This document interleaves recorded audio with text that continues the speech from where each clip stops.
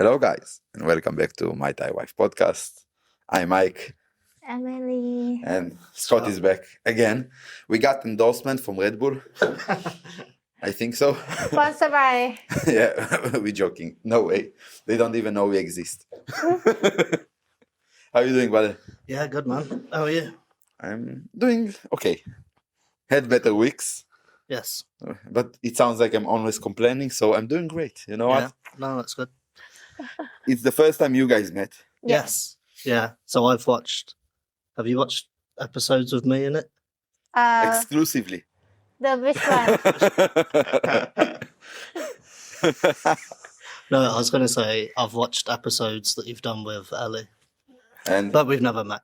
yeah, before, yeah. So We didn't have the opportunity. Although she always want to go out with us, but it's always the days that we are not going out for some reason. You don't want to go out with us anyway. Yeah, normally like you call me last minute, mostly I not show up. Nah, come on. So we are doing a bit of a business episode again, as we said, because there are some updates from Scott that I think are worth your time. And I know the last one we did with Guillaume was very popular. I know many people liked it, and I think we are giving them like a real information about what's going on here.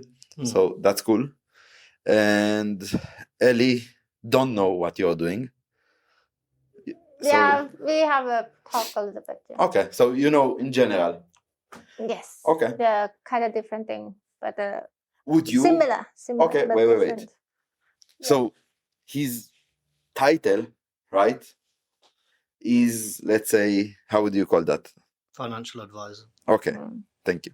I forgot for a second. Would you use one if you said, let's say you had like millions and millions? Of course. Yeah? Yeah. Why? Why you think you need it more than like deciding yourself? So I don't have to think by myself. Okay, so like, Let's work, you know. okay, so you're outsourcing your brain to someone else. Yeah, it's like throw my problem to someone else. Okay, but he is probably more like, this is his expertise, right? This is what Yeah. you're expert on. No, that's good to hear, because a lot of people try and do it themselves. And I'm not sure if I said in the last episode, but you know, if something breaks in your room, in your bathroom, Yeah. you ring the plumber to come and do it. I Yeah. could have a go, but I might fuck it up and then end up in a worse situation. So with most stuff, I just pay someone to do. Yeah, but she just want it. your help because she's lazy. Well, That's different. But that's the other side of it as well. Some people don't want it; they can't be bothered. Okay. But it's the same as if something breaks and you need a plumber. Like, can I be asked to do it? You know, Yeah. is it worth my time?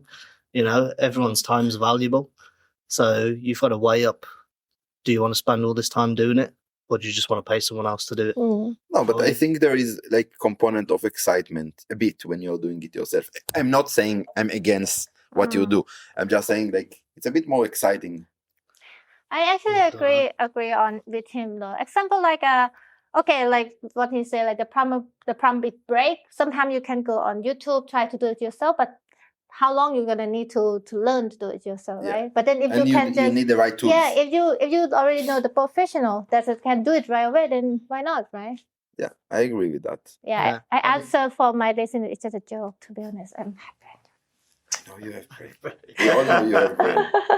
So, like, I had one of my friends who's coming out here in a few days. Actually, last time we came out here, he's been racking his brains trying to do it. So he manages everything himself. His own pension, his investments. How old is he? All of that. He's sort of late 50s. Okay. But he does everything himself, manages everything himself. But he's got stuck because of how much he's earning. When you're saying got stuck, what do you mean? Like he's not making money? No, just he's got an issue to do with tax and how much he's earning and stuff like that. And then we were coming out here and we met in the airport and sat down, had a drink.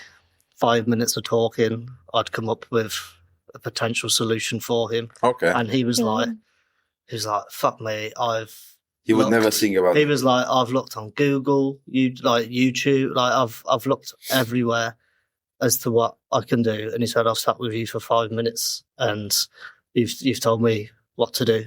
So even people that, there's always stuff that you don't know. That the thing is, like with Google and stuff, if you search for something, it will tell you what you want to hear. So if you search something specific, it will come up with that thing. But it won't give you broader advice as to, well, have you thought about this? So that's generally what a lot of people do, is they'll Google something. And the biggest one I always used to get was about trusts, and people saying, "Oh, just stick in a trust." And you'll see people on YouTube or TikTok talking about trusts. And it's not as simple as that. So if you Google, "Can I put this in a trust?" Google will most likely say yes. But it won't give you all of the finer details as to, what the implications are of doing it or what the drawbacks are of doing it. It's not just, okay, we'll just wrap it up now and it's fine. Okay. So yeah, like with that example with him, he was like... Yeah, but you have years of experience. So yeah. This is basically what people pay for. They pay for your experience. There is a really nice saying that I like, that some people are so like proficient at what they do, so it takes them 5 minutes to do something, and then they ask to be paid, like, let's say $1,000.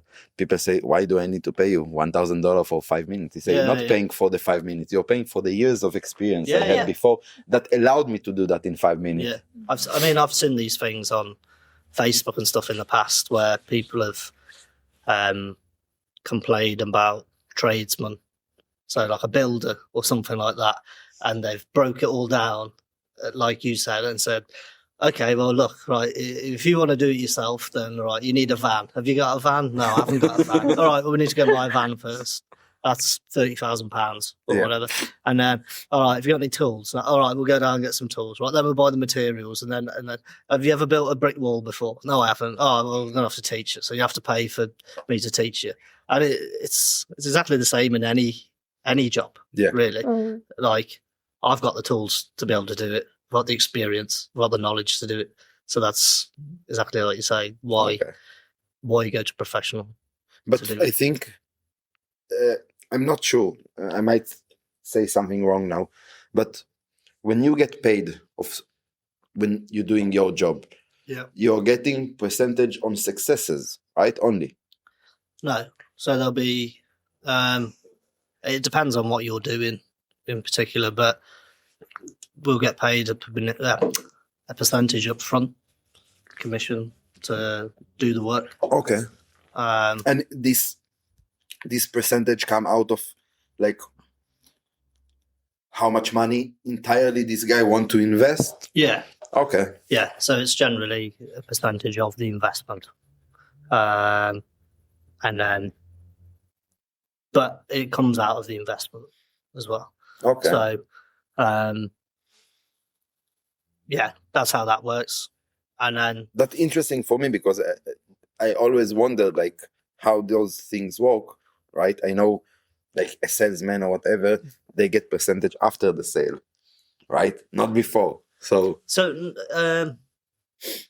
yeah, I mean, the thing is, we're given advice on where stuff should be. Obviously, we want stuff to perform well in the markets, but that's not guaranteed. So we're given advice on where you should be, what's the best thing for you. Okay. But in 1 year, if the markets go down, you can't crucify me for that, because that's yeah, of course. But then it's a very general thing, because the whole market went down, right? Yeah. It's not only you. Yeah. But I do think you are being valued by your successes. Yeah. Like, what percentage? Yeah, I mean, that's part of it. I just have conversations in the UK with people about this. It's not just performance. It's about choosing the right product. Okay. The right thing for your money to be in. for tax efficiency, for, you know, if it's going to be passed down to your children, all that sort of stuff. So it's not, there's no point in you making really great returns, great performance, if when you come to sell that investment down, you're going to pay a fuckload of tax. Okay. Like, you've been put in the wrong vehicle in the first place. So it's more about that and choosing the right solution. Okay. Not just performance based. Obviously, everyone wants to make as much money as they possibly can. Yes, but as you said, if at the end one guy made $1 million, but he pay half of it in taxes, and the other guy just made 700,000, but he pay only small percentage. Of course. Yeah, exactly. So yeah, it's more about that as opposed to just being like performance led. But I forgot what I was going to say now. I don't know. I had it. I was ready. Sorry, I cut you off. No, that was my fault. So yeah. Okay. That's it. I'm done. I know, since last time you've been here, you had, like, on this podcast, you had few clients. I know now you have a bit more. And I know now things are start to moving in the right direction. And first of all, I want to say that part of it was because of some advices that you got of, like, joining clubs here. Yeah. Right? So this is a good recommendation in general for people that want to come here and meet other people and maybe get some connection through it. Like, I know you joined the pool league. Yeah. I know you're doing a lot of golf right now. And what more? That's about it. I'm still trying to do other things. Oh, there was the expat. Yeah, there's expat meetings as well. Horse riding, possibly sailing. You've just got to put yourself out there. If you're doing a similar sort of job to me out here, or if you just want to meet people. Yeah. You've just got to go and get out there. There's loads of things to do. We did a podcast about this before, didn't we? There's loads of things that you can do here, and pretty much everyone's in the same boat that they've come here on their own. I've not met any expats out here. I don't know about you. That have come out here with the family, with a group, with a group of friends, or you mean? Yeah, like like group of friends or family. Like I've not met anyone where it's like, oh yeah, 4 of us from back home all decided to move to Thailand. It's always It's always one person. So everyone at some point has been the new person, and you've had to go to a club, and it's like first day of school. Yeah, but most of the people no one knows meeting here in the bars. Yeah. And those connections are not like, me and you met in a bar, and that was very successful, right? And Michelle and also Ellie. But most of the people that you meet in the bar, no, really. I didn't say anything. Come on. Actually, in the same bar. We all met in the same bar. I met her there also. Oh, right, okay. In Delirious. In my curious, like, why the heck women go there? Maybe that should be a plug for a networking place. Like, we've all met each other in Delirious, so get yourself down there. No, but I mean, most of the people that you meet in the bars, most of them, like, are bar friends. It's not like friends, you know? Yeah, that's the thing. And we've got the same. There's people that you'll see on a night out that you'll say hello to and how are you and have a quick little chat. Yeah. But you won't do anything else, whereas we see each other pretty much every day. We used to. Now less and less. Okay. For some reasons. I'm sorry, bro. No, it's my fault also. Come on. The last week, it's my fault also. Yeah. But did he tell you? But I've got a girlfriend now, so I've like gone completely off grid and no one sees me. I told you before he had a girlfriend. I didn't tell you he got off grid. he didn't tell me the full story. I'm not completely off grid. I'm not one of those guys. I still remember my friends. Oh, thank you. That's very romantic. Yeah, but he's a bit. But you know what? That's also a good thing. In general, we will get back to the first conversation, but I want just to say that sometimes when we stay, we spoke about it many times. When we do the same things over and over again, it's getting really tiring. It's getting really, you're getting overwhelmed by the drinking or whatever, the same faces you see every day or the same places you go. Yeah. And I think it's a good thing that now you took like a break from it, because I know eventually, I'm not saying you're going to get tired of the relationship. That's not what I mean. I mean that eventually you will say, okay, I feel I'm ready to go out more again. Yeah. I think Not necessarily with her together as a group. Yeah. You probably will separate just because this is how normally a relationship works. It's not always go. I don't want to separate with her. What do you mean? Oh. No, not separate with her. I knew what you meant. Oh, fuck you. You just started by saying, I mean, you will separate because Separate that's how relationships go, friendships. and you'll definitely. No, I'm not like some other guy that send message to your girlfriend or Yeah. whatever, which I will not name again.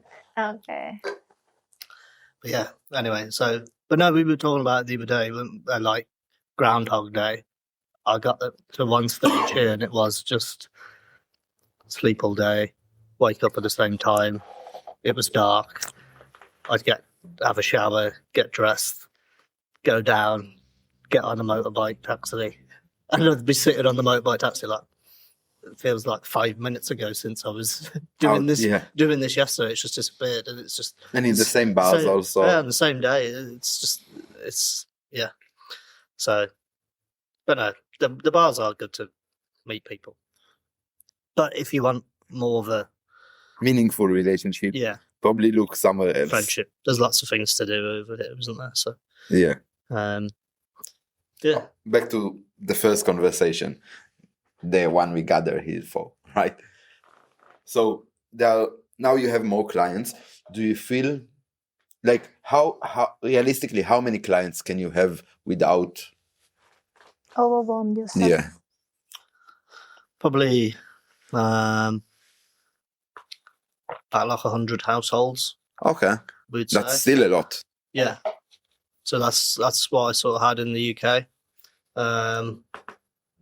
Looking after That means all day you're on the phone and doing stuff. Yeah, you don't you're have. busy. Yeah, you're really busy. So you're constantly doing meetings. Because like you were saying earlier about how do I get paid and stuff, there's like an upfront cost for the initial advice, but then we charge like an ongoing advice fee, which gets paid throughout the year. This is how it's called, advice fee? Yeah. Really? Okay. Yeah, so like ongoing advice fee. And that's so I come and see you every year, minimum once a year, to talk about how it's performing and if anything's changed. Okay. I don't know if I said it in the last one.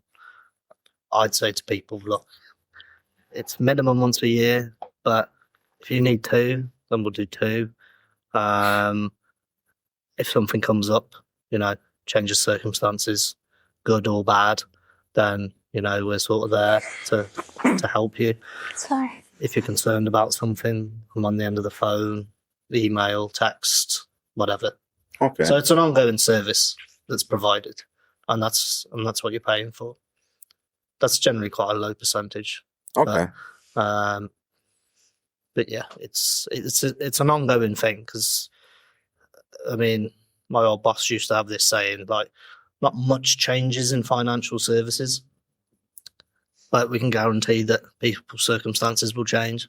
Someone will die in your family and you might inherit, Yeah. or you might have an illness or something that changes your circumstances. You might get a good promotion or, anything. Like, we know your circumstances are going to change throughout life. And so we're always there to be able to step in as soon as it happens. Okay. Whereas some people, someone might pass away, they inherit some money, and they leave it 5 years before getting in touch with someone to do something about it. It's just sitting in the bank doing nothing. So if you've already got a financial advisor, as soon as these Things happen, you things say, things hey, happen buddy, in your come on. life, it's okay, call him. This has happened, I need to speak to you about it. Okay, great, let's see what we can do. So yeah. And you're always kept up to date with stuff. Say again? You're always kept up to date Oh, with yeah, stuff yeah, as yeah. well. So, because that's our job. So, yeah, I used to get people ringing me up because they'd seen something on the news. There was a particular guy on the telly in England that would say something. He had like a kind of money program. Okay. And then everyone. people would watch it.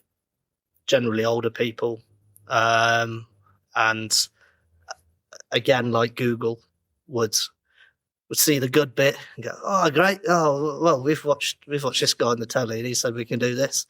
You're like, "Yeah, no, you can't." Like, you didn't listen to all the other little bits that he said, or possibly missed out, or he's probably said some people are eligible for this, and people just watch it and go, "Oh, yeah, that's me."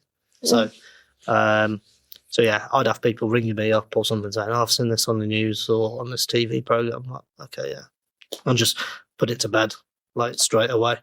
And for some people, people just need that reassurance. Okay. That I've seen this in the news and panicking. Is everything is all my stuff?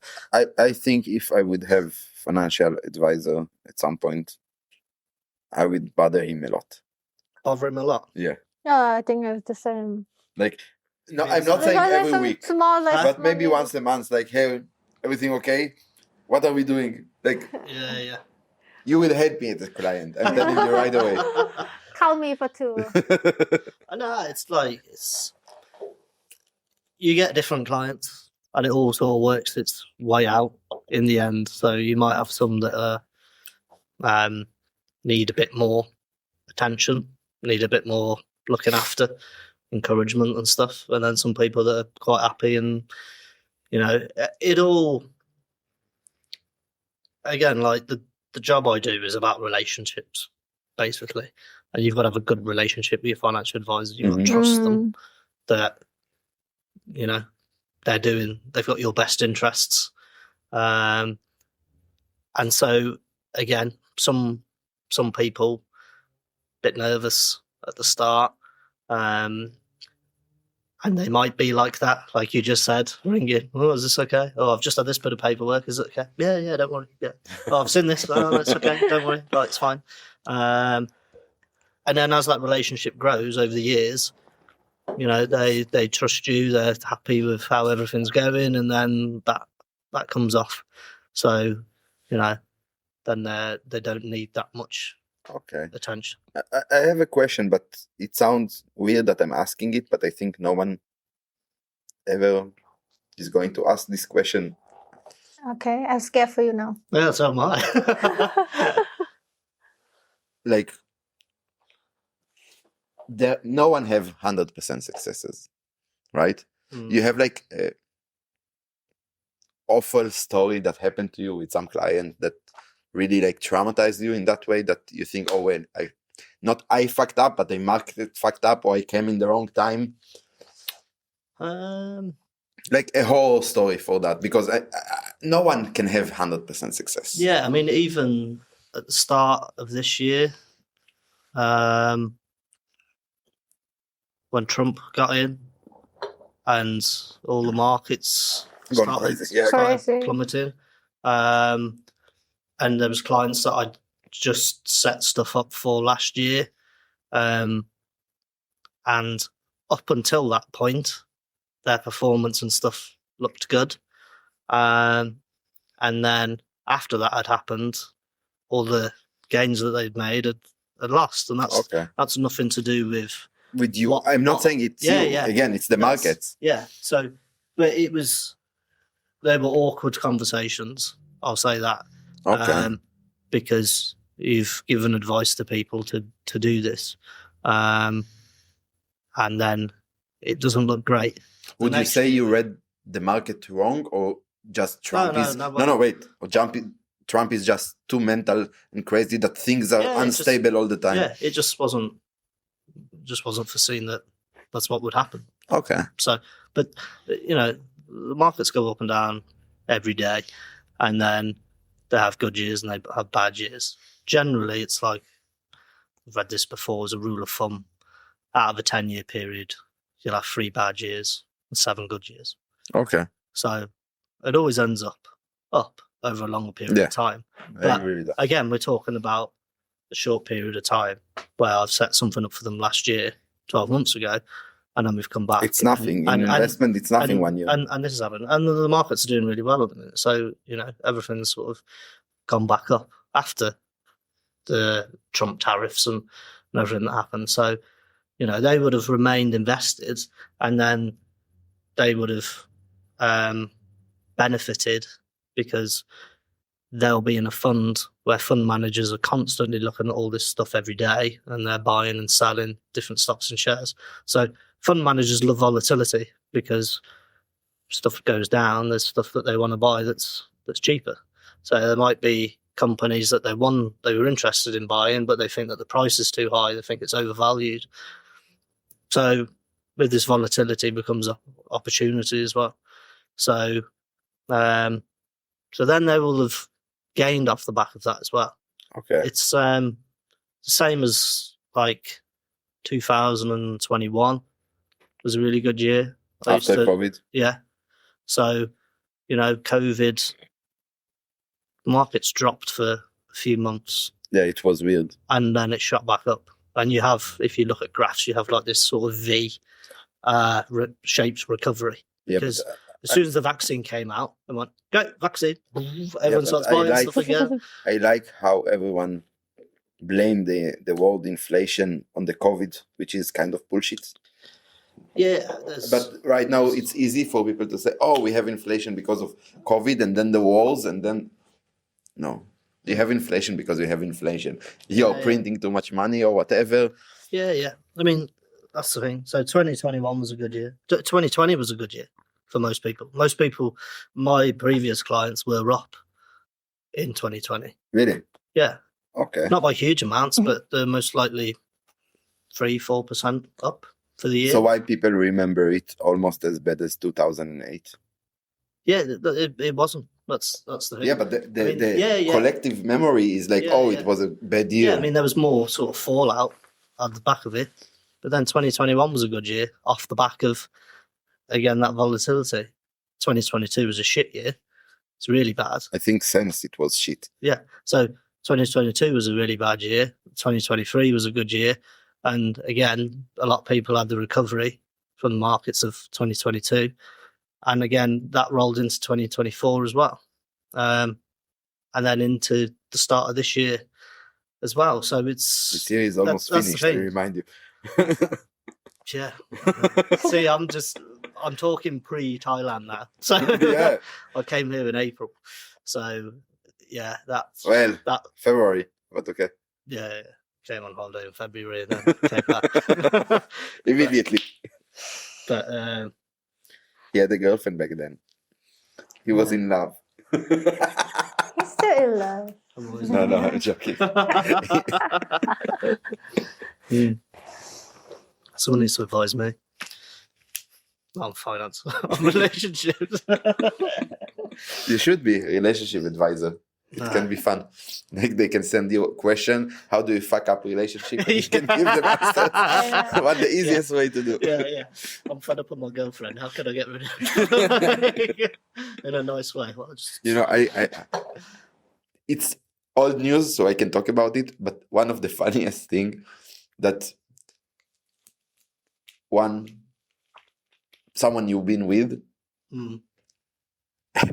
And I have to say that I can cut it after if you don't want. But he was with someone, and he told her, "Yeah, I don't know if I'm going out today." And like they are together, and then he went to some bar. It was like random bar, random hours. He walked out with this from this bar with other girl, and she just came behind him by chance. Oh, I know. Really. He's so unlucky. He's so unlucky. Wow. No, we weren't actually together at that point though. Like Okay, Ross and Rachel. Something I don't know. Just Something happened. There was like a pause. I don't know if there was an argument or something or other. But yeah, and then it was like.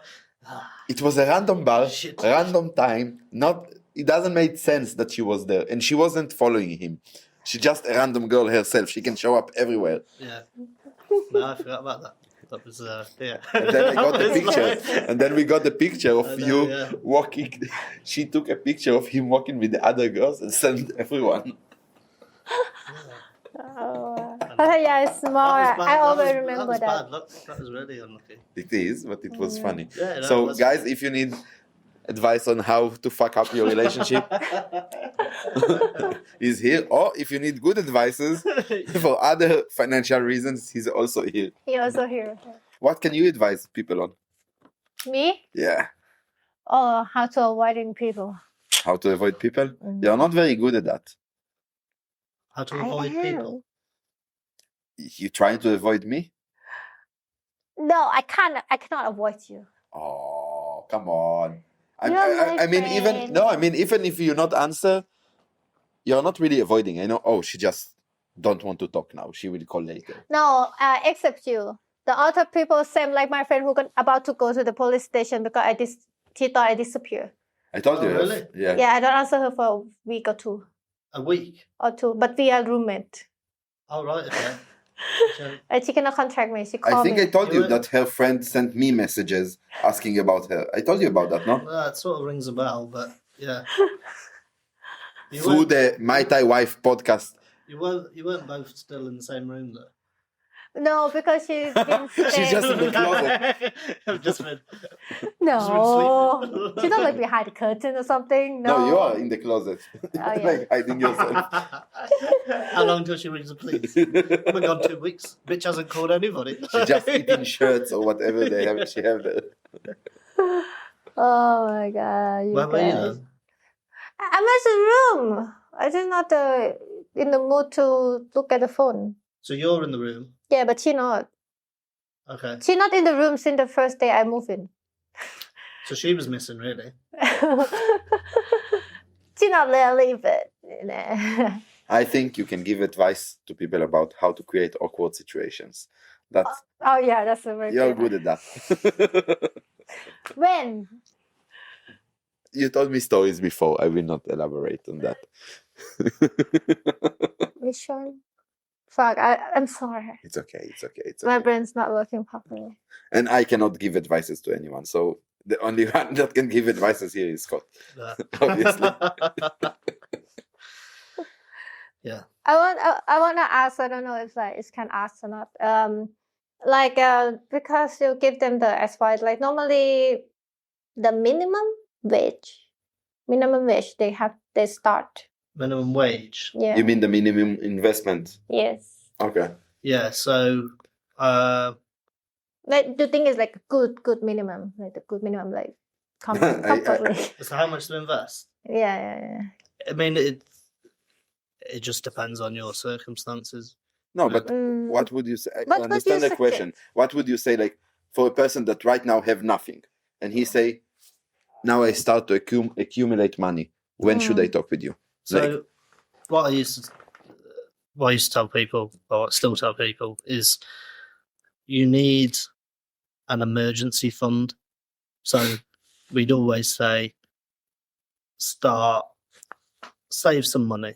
If you've got nothing now, start saving some money, and then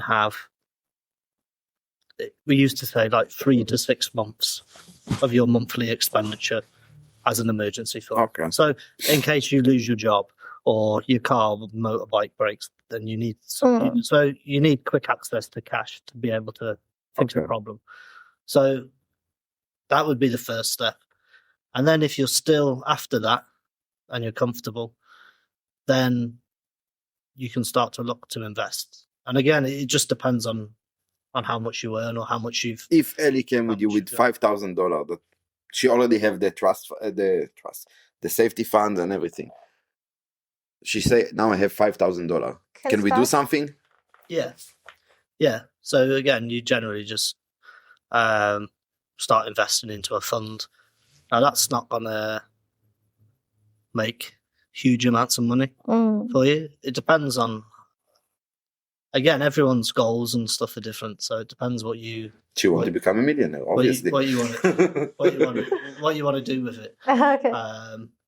But yeah, if you're going to add that much every year, then obviously it's going to start accumulating, and then you get the compounding effect of that. Okay. Do you know what compounding is? No, but I No. pretend to be knowing, so we keep it like that. So I look smart. Compounding is basically, say you put 100,000 baht into an investment and you make 5% in the first year. Okay. So you've made 5,000 baht profit. Mm-hmm. In the second year, you make 5% again. For example, you're making 5% on 105,000 baht now. Mm-hmm. Because And you then- didn't take out the 5,000. Yeah. So if you keep it in there, and then each year it keeps going on. So you're not just making 5% of 100,000, which was your initial investment. Mm-hmm. You're making 5% on the amount. Yeah, I As that understand. keeps going, it's called compounding. And I think it was Warren Buffett, which is one of the most successful investors that there's ever been. He's got, I can't remember the quote exactly, but he basically says compounding is like the best way to make money. So if you had £5,000, then $5,000 or whatever, But start 5,000 baht. 5,000 baht. No, I have only 5 baht. Okay. But yeah, but again, it depends what you want to do. It depends on how long you want to invest for, how much risk you want to take with it. Some people are very cautious. Some people haven't done it before. They're quite nervous about it. So it's weighing up all of those. And again, like having some sort of emergency fund means that if shit does hit the fan, then it doesn't matter. So, if your investment goes down, but it's only down for a short term, then, okay, I've still got money to fix the car or whatever. Rather than going, oh, my car's broken and my investments have gone down now, so I've got, well, what am I going to do? So you don't want to pull them out. Yeah. Yeah. So yeah, that's what you could do. Okay. You have $5,000? Give him. He will invest Now, it for you. Let me have 5 baht first. I will give you 5 baht. Okay. After the show, I'll give you 10 baht even. You need 5 baht also? Huh? You need 5 baht also for the toilet? Yeah, I was just thinking that. What can you get for 5 baht? Toilet? Yeah. Some places it's 10. Yeah. So it's a similar with my invest, but it's different, totally different thing. Yeah, but I think His one is more like long-term analyzing, which I don't have a brain for that. I just push the risk daily. Yeah, but you are constantly on your phone trading, right? Yes. So you're doing it actively, and he's doing it more passively. Yeah. So, You're more like a plan. well, sometimes you More do like it a actively plan. also, I remember. Yeah. I mean, I used to have this conversation with people, and they'd say they started doing Forex or trading stocks and shares themselves. But again, like you say, you're on your phone constantly looking at it, and And it's very stressful. It's very Is stressful. that the yeah, reason I didn't sleep? and, I believe you. Yeah, I had a client that she was doing all this sort of stuff. She'd been on an investing course. So I've said this in the past. I'm not a fund manager. I do my own little bit of trading for me, but that's not all of my money. And that's just something that I do personally. But I'm not a fund manager, so I'm not going to tell people Invest in that. Oh, I'm not going to. This share is going up. I even had this conversation with you the other day, didn't I? Yeah. That I'd bought something and it was good, and I was possibly thinking of telling a friend, and I thought, you know what? No, I won't do that because I don't want to. Yeah, if it doesn't work, Yeah, you're right. It's Yeah. come back on me. So, like I said, I'm not a fund manager. So, fucking forgot where I was going with this now. We talk about she's doing the short term. The short term. And, always on the phone and stuff like that. So a lot of people don't have experience. You haven't got the time. You haven't got the knowledge. And And yeah, I had a client before, and she'd done an investing course or something, and then she told me what she was doing and what stocks and shares she was buying, what she was holding at the current time, and then what her growth had been for the year, and what she was doing. So buying individual stocks and shares is high risk. It's as risky as it kind of gets. That's probably not exactly true, but No, I think gambling in general is more risky. but it depends what you do. But it would be classed as high risk in the sort of field that I work in. So what she was doing was extremely high risk with the money that she had. And then when she told How extremely? I'm joking. extremely, Oh, it's the same level as extremely as me. Today I'm rich, and then next minute I'm broke. I think we all have part of us that like this kind of gambling. gambling. Oh yeah, it's big here, isn't it? Okay, so she did extremely high risk. So she was doing extremely high risk investments. That's what she was doing. And then when she told me the growth that she'd had at the end of the year, her investment that she'd had with us, which was medium to low risk, had outperformed what she'd done herself. Yeah, by quite a bit. And she didn't have to do anything for that.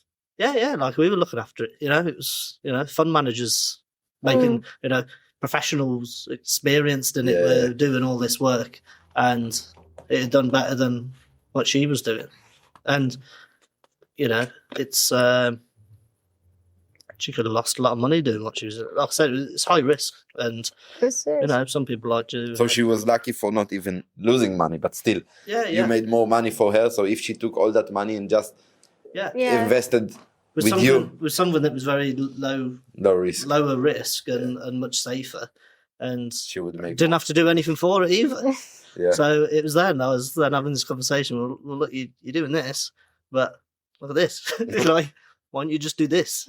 Because this is better than the other one. And it's like giving you a lot of free time back, because you're not constantly on your phone and worrying about that, and not getting 40 hours of last night was good. I don't want to miss the chance, because last night I can just in out, in every 2 or 3 minutes.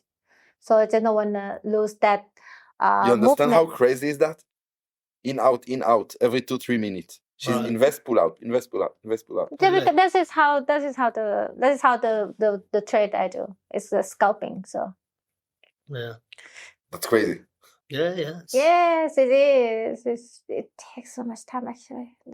But then it's like for the long term, I still not good enough to look for the long term. Okay. If I have money, I'm probably gonna use. I'm probably gonna ask his advice. Yeah, I think it's gonna be better. It depends what you want as well.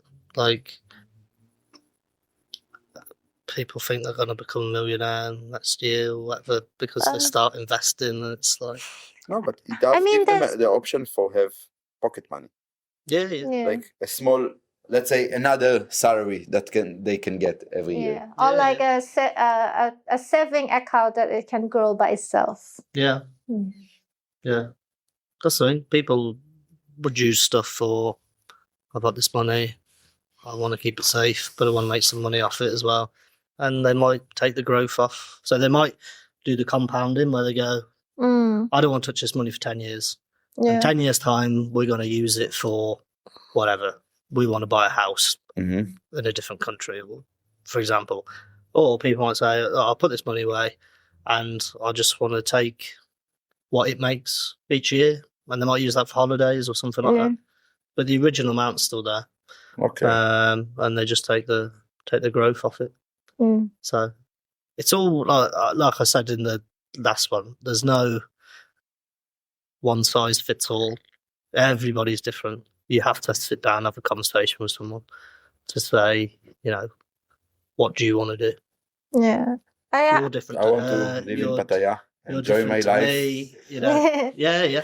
This is what I want to do. I want to live in Pattaya and enjoy my life. I do have a friend that showed me this type of the stock, right? Right. But the thing is, like, he always tell me, like, you need to like your sort of income now, because back then I still have a, but he said like just cut like just 30%, save it, don't touch it. It's not, but you put the small amount, of course it's gonna go slow. Maybe it's gonna take year, 2 years, 3 years. But depend on the amount of money that is saving inside. It's like a saving account. Yeah. So what the percentage of the? I've seen lots of different things. Yeah. About what percentages should put should inside. use. Yeah. It's again. I'm sure we had this conversation. We might not have done, but some people are really big savers, and they don't go out much. They don't do much. They might have a lot of spare cash each month, but it's about finding a balance. And I was trying to find a balance with people as to, okay, how much are all your bills and everything, your rent and electric and all that sort of stuff, and then what do you do? Do you go out? Do you go out 7 days a week like Mike does? No, fuck you. It was a 1 week. Would you go once a week like I do now? I had one crazy week. She knows about it. All the audience fans know. Yeah. You go out 1 week, but it costs them waiting 2 weeks. Come on. Yeah. Okay, before that. Yeah, curse on 5 days a week like Mike does? Like you did before. No. He's just blaming me. You're a bad influence. I am a bad influence, okay? I'm one of the worst influence you can get. But I'm not stabbing you in the back. So about that you can trust me. No. Yeah. No, I know. I'll stab you from the front. But anyway, so apart from my dig at Mike going out all the time. It's okay. So yeah, but it is like, do you go out all the time? Do you go out once a week? Do you go out twice a month? So do you go to restaurants a lot? You know, what do you spend your money on? Do you have hobbies that are expensive that you might do? So it's trying to work out all of that. And I don't want to say I'd keep people's money back as well, because you know you've got to enjoy life as well. Yeah. So this is next. It's connect to my next question. Do you helping them like start from that point, like help them analyze like their sort of income and like they spend it, and then you suggest them which one? Yeah. This is actually exactly what he does. Yeah. So that's a big part of it. And one of the things that we can do for people is we do like cash flow modeling. So I like plan someone's life out financially. So you might say, Scott, I'm earning this much money. This is how much my bills are. So how much I spend each month on going out, or shoes, or whatever. And then at this point, I want to buy a new house and I want to retire at this. And we'll look at all of that and then go, right, here's a plan. This is how you do it. And then it might not be. But it's according to you. It depends on your goals, as you said before. Yeah. I understand. It might not be feasible. You might not earn enough money to get what you want at that time. So that's why, like I said, it's a continuing relationship. Yeah, so we have to talk a lot and discuss a lot. We'll update it every day. If you be his client every day, you need to call him. Scott, what are we doing today? Yeah. Can I go eat in the restaurant, or should I not use toilet paper this week? I will wipe with my hand. Yeah, it's more of a longer term thing. But yeah, you monitor it constantly. And then if you get a big pay rise, you get, actually I can start doing this now. So I know a guy, you know him, but I will not name him. He lives in Thailand and he got an income of about 7,000 8,000 Canadian dollars a month. And I asked him, like,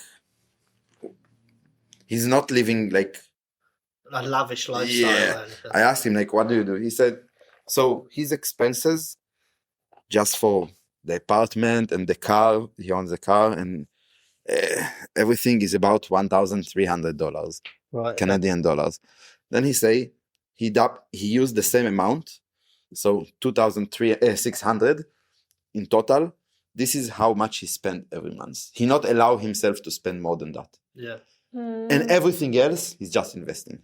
Yeah. Everything else, except of about $500 that he keep every month for emergency. Yeah. So again, I would, when I was saying about like an emergency fund and stuff before, I would still put money into that. Like trickle some in.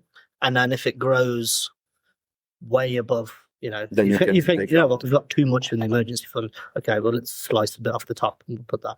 But let's keep trickling some in. So, if something does break, you've got the money to take that out and pay for it.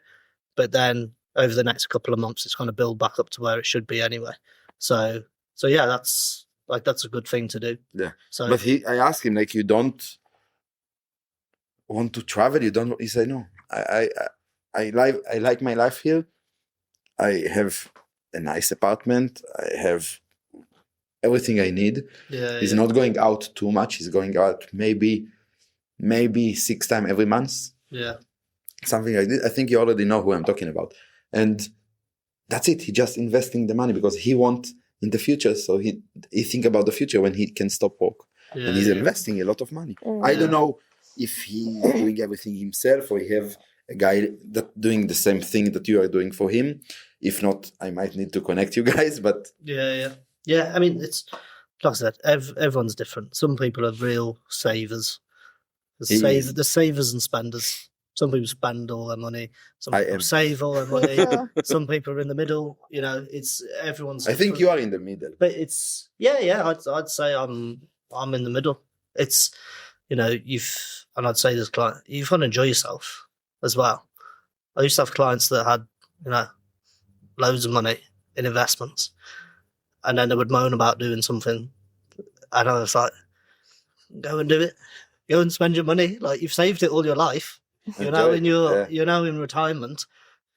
Go on fucking holiday. Like, go on 4 holidays. Like, I'm quite honest with people. I'll try and grow your money, but once it's grown and it's there, and then use it for what the original goal was. Suffering, not use your saving. Like, come on, go. Yeah, but it's all about finding the balance. It's about understanding people's goals and then understanding their behaviours as well, which is quite a big thing.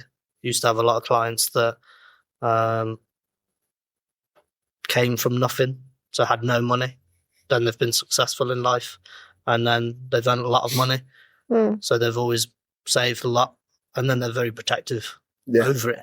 I know exactly at the end. So what guys do. You've got to understand different people's behaviours, and some people won't invest. I think this is what you said before, that part of your job is actually creating really connection with those guys, because you actually need to know their background, where they're coming from. Yeah, so some people will be reluctant to invest, and my job's not just going, why don't you want to invest? What, you're stupid or something like that. It's understanding why, what's the real reason behind it, and then you do a bit more digging. It might be that their grandfather lost loads of money at a certain point, or in the past, and they experienced that, and it's a bad experience. So and it's about understanding behind people as to what their behaviours are and why they do different things, or why they're reluctant to do something, rather than just, no, you need to do this.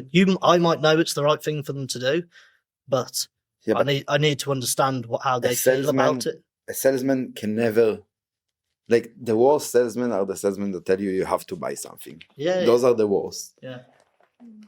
And I don't think that's the right strategy. Like, I would look at it differently. We talked about before. I have my own salesman experience as a salesman. You have, and we agreed on many points that the best salesmen are the guys that first ask you, why do you need it? What you need and why do you need it?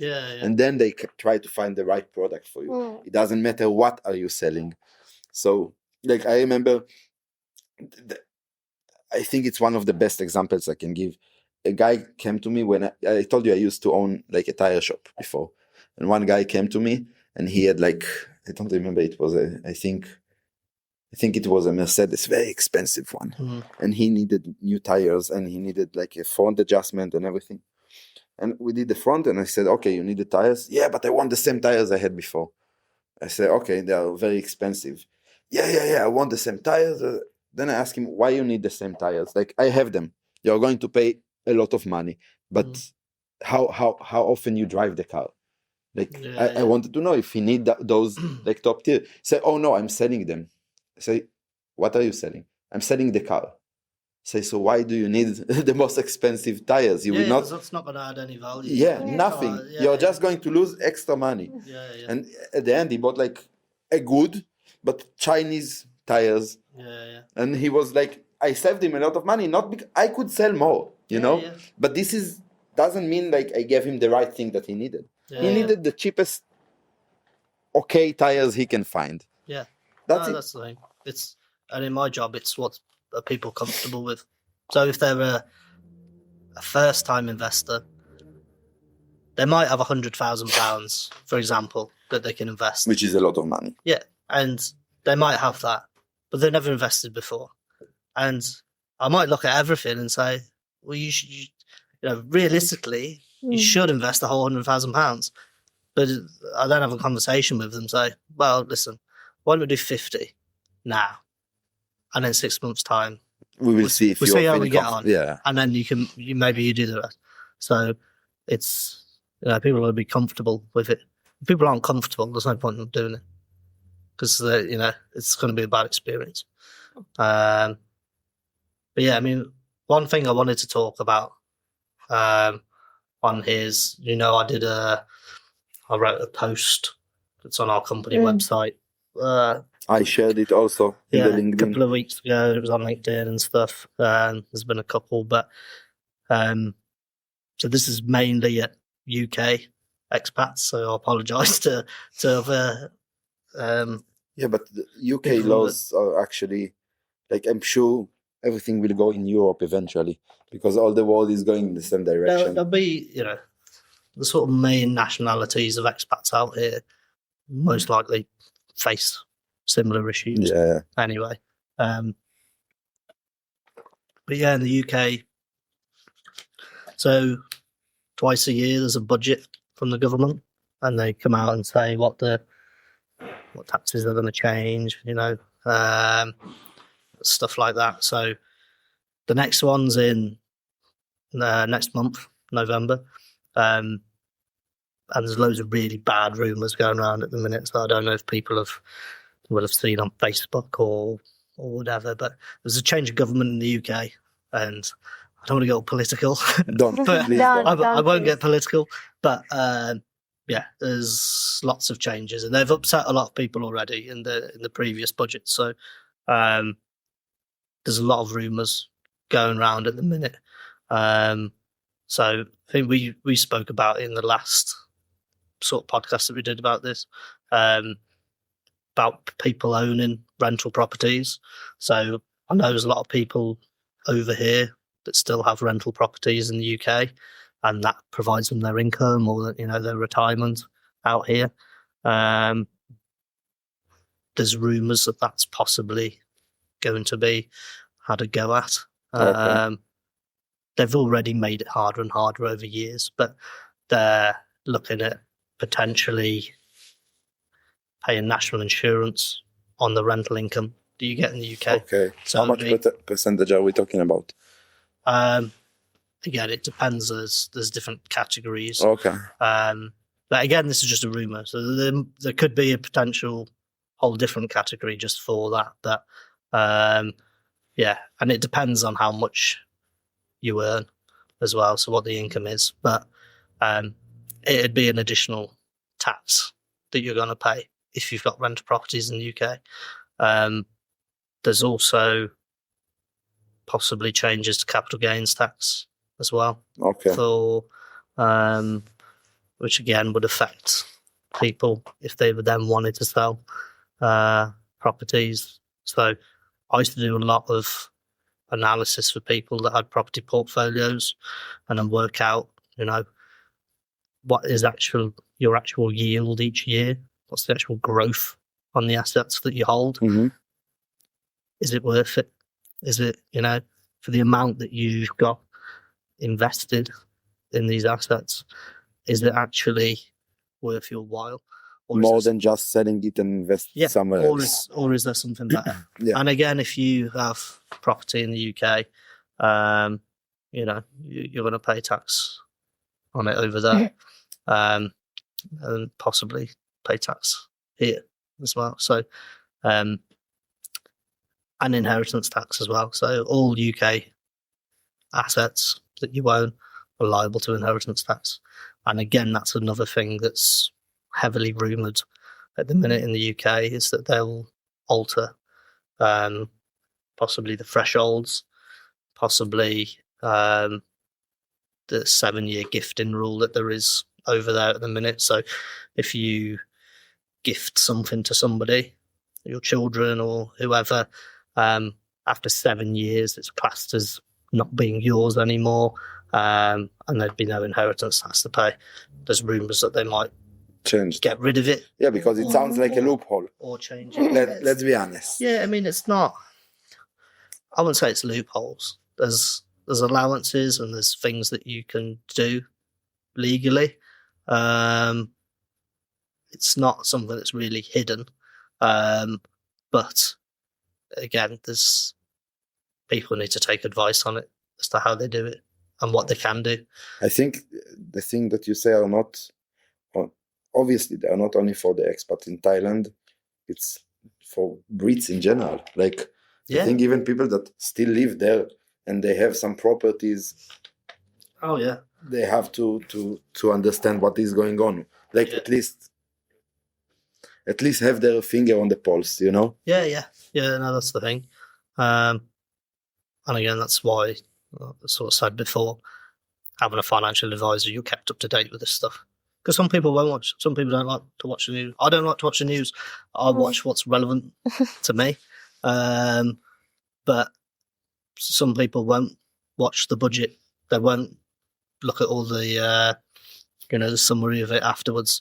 So people don't know what is actually affecting them. Okay. What would you advise right now, even though it's still rumored? Let's say I had, I don't know, some properties back in the UK. What would you advise me to do now? Sell them, liquidate them, and then see what's going on? So again, like you can't really give advice on rumours. I know. So it would be to just start looking at it and, looking at the figures, doing some calculations and going, you know what, actually, is this worth it? It might be that some stuff does come in, some stuff doesn't. And then you can have another look at it and go, actually, I really need to do something about this. Because it's not great over there. But like the inheritance tax thing as well, you can have quite a modest estate. Might be modest. So I don't know who listens to this podcast. It might be modest to some. It might be big to some. It might be small to some. But if you're an expat over here and you've got, say, £250,000 house in the UK that you rent out, a £250,000. Oh, sorry. 2,500. Yeah. So say if you had. You're having a property and I forgot the figures that were going in my head now. Like, I had an example in my head now, and then instead of using that example, I've tried to make up the figures in my head and just confuse myself. So anyway, basically, you can have, if you've got £500,000 of assets in the UK, but you're living here, it means that one of the allowances that you get for inheritance tax, which is owning your own home and living in it, you lose that because it's not your main residence. Your main residence is over here. So then that reduces your allowance that you can pass down. So £500,000 which there'll be a lot of people here that have got that, £200,000 house, £300,000 pension. Mhm. That's not uncommon from the UK. You're potentially going to pay inheritance. Well, you're not going to pay it. Your kids are going to pay it when you die. Yeah. So, and the reason I say pension is pensions used to be free from inheritance tax, but from 2027, any unused pension is going to be assessed against inheritance tax as well. Okay. So they're already changing things like this. These are already coming into place. What is the excuse? Like the government need more money? Yeah. That's it? Yeah, there's a huge deficit in the UK at the minute. So I don't know the exact figure. I think it was something like 60, 70 billion or something. That's a lot. Yeah. Now, I think they're looking at inheritance tax, but actually inheritance tax is very small. The amount that actually gets paid to the government across all the tax that gets paid is actually quite small. So I think it was last year about £8 billion was paid to the government in inheritance tax, might be slightly higher. So even if they doubled it, they're only getting an extra 8 billion towards their deficit. So a lot of people are talking at, are you just going to fuck off a load of people, like really piss them off, and they're potentially going to leave because you increase the inheritance tax? Well, actually, you're not really going to gain that much from it. So, but again, everything at the minute is just rumours. Okay. So we'll know more next month. And then it might be good if we do an update on that and then say, look, these are the changes and what does that actually mean to people? We can actually print out the whole assessment of the... Oh, you don't need all of it. But I mean, we can take the points that do matter for expats. Right. No, I was just going to say, the whole thing is 2p has been added to beer or something like that. I understand. Petrol, But, I mean, everything that do apply for expats in general or people that thinking of moving here in the future.